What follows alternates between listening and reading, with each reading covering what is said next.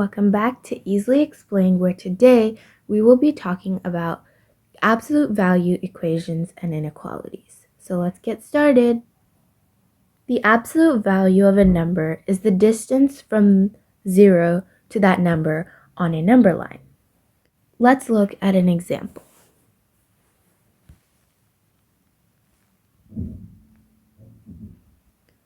Let's look at the absolute value of -3. First, let's draw a number line.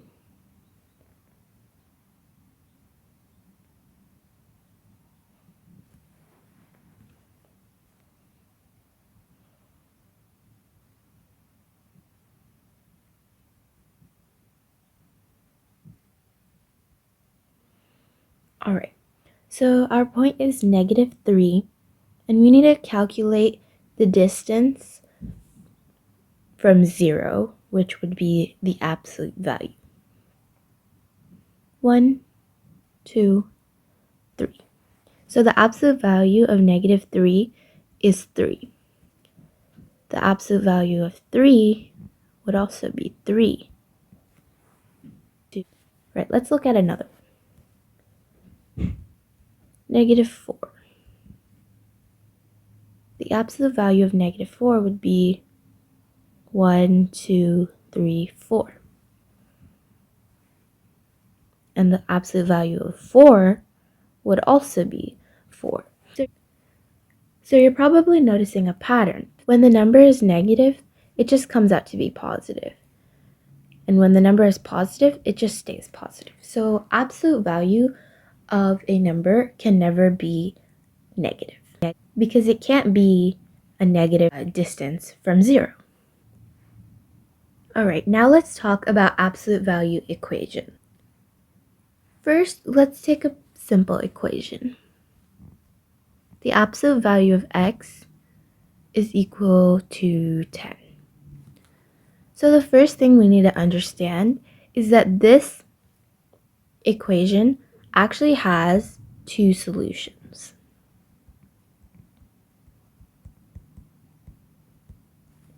Why?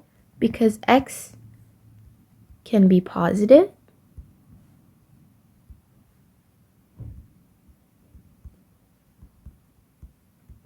but x can also be negative.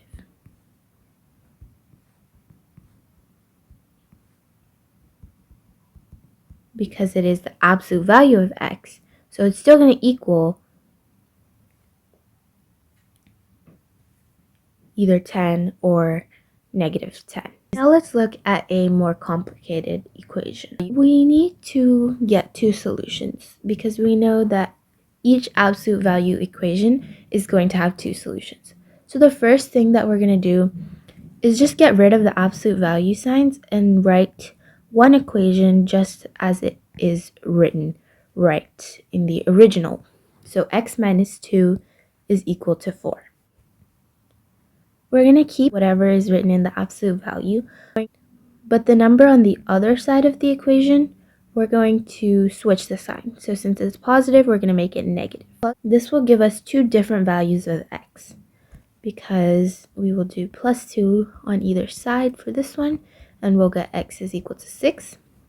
And for this one, we'll do +2 on either side, and on this one, we'll get x is equal to -2. Alright, now let's plug in our two values of x into this original equation and see if they make sense. Alright, the absolute value of 6 minus 2 is 4. That is correct. The absolute value of 4 is 4. So our first solution is correct. Now let's check the second one. X is -2 minus 2 is equal to 4. So this is the absolute value of -4 is equal to 4. And that is correct. The absolute value of -4 is 4. So the first thing we need to do is get rid of the value that's not in the absolute value sign. So we're going to divide either side by 2. Now we have the same looking equation. Alright, so we're going to split it up into 2. x minus 2 is equal to 2, and x minus 2 is equal to negative 2. All right, let's add them, and then we get x is equal to 4 on one side, on one solution, and then plus 2 on this side, and we get x is equal to 0. All right, now we can plug them in. Let's do it in the original equation. All right, we have 2 times 4 minus 2, so 2. 2 times the absolute value of 2. Basically 2 times 2. That does equal 4. This is correct. And let's do the second one. 2 times the absolute value of negative 2, 0 minus 2, is equal to 4. The absolute value of negative 2 is just 2, and therefore that is also correct. Okay, now let's talk about absolute value inequality. This is our example. The absolute value of 3x plus 3 is greater than 9. All right. So first, let's get rid of whatever is not in the absolute value sign. So we have the absolute value of 3x is greater than 6. All right, now we are going to do this in the same way. 3x is greater than 6, or 3x is less than negative 6. Remember that since we're switching the sign for this value, we also need to change the inequality symbol.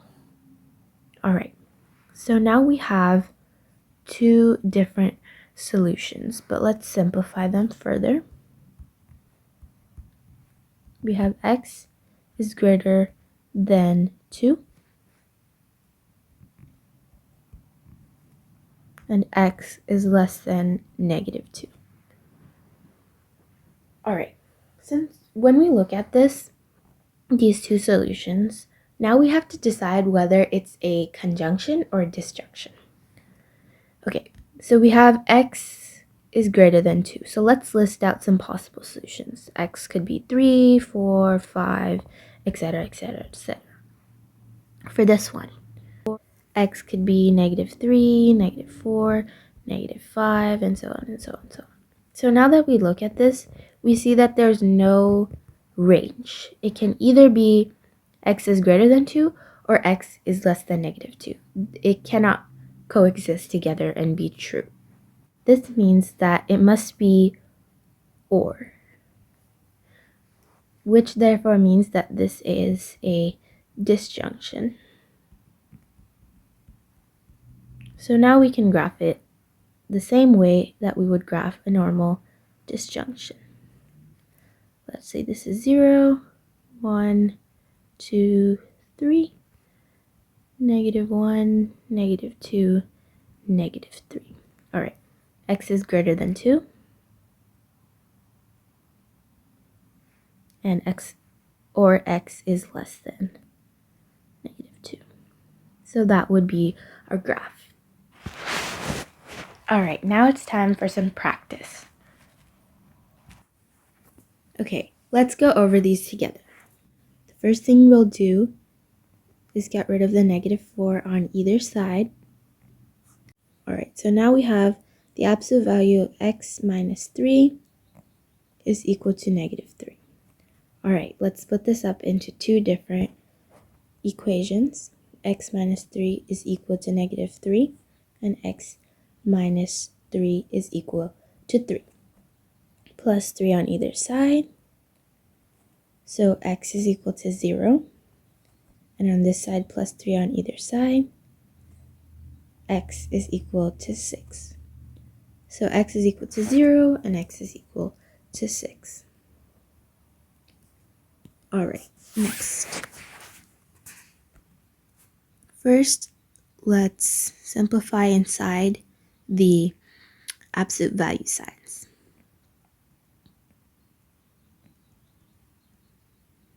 All right, now we can split it up into 2 different equations. 2x minus 4 is equal to negative 20. And 2x minus 4 is equal to positive 20. All right, let's solve. So we get 2x is equal to negative 16. X is equal to negative 8. And let's do this one. Oops, 2x is actually equal to 4, not 40.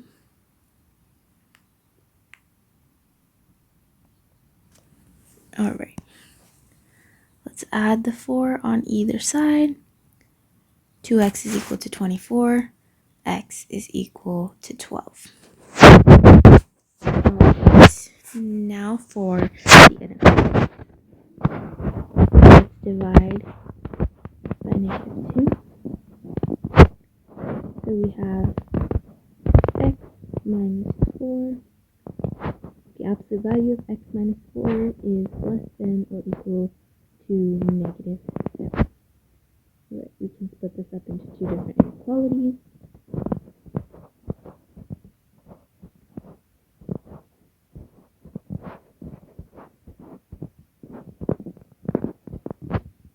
And x is less than or equal to negative 3. For x, and x is greater than or equal to 11.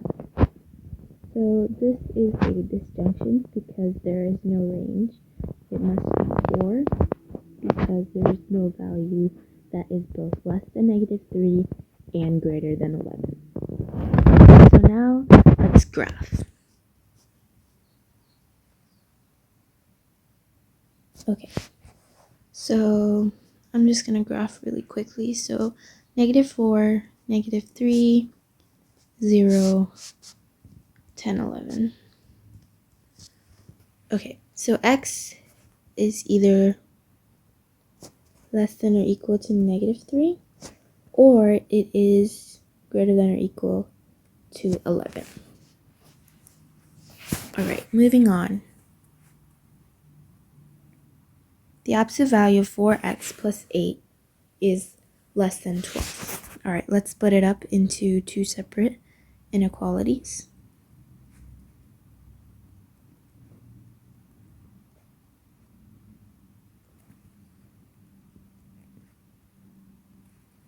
Four x is less than 4.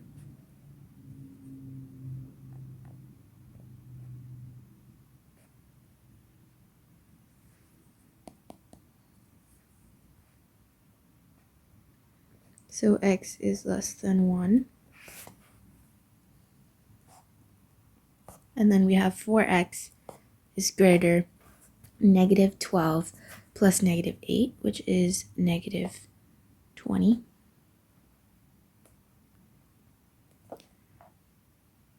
So x is greater than negative 5. Now, if we look at these two inequalities, we can see that there are some values that fit both criteria of less than 1 but greater than negative 5. So therefore this is a conjunction.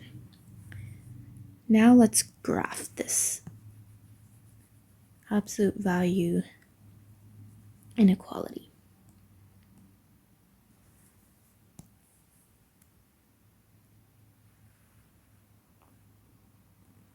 So we have 0, 1, negative 1, negative 2, negative 3, negative 4, and negative 5. All right, so x is less than 1, but greater than negative 5, which means that it can be any value in this range, so therefore it is a conjunction. Congratulations, you are now an expert in absolute value equations and inequalities. We hope this video really helped, and we'll see you guys next time. Bye!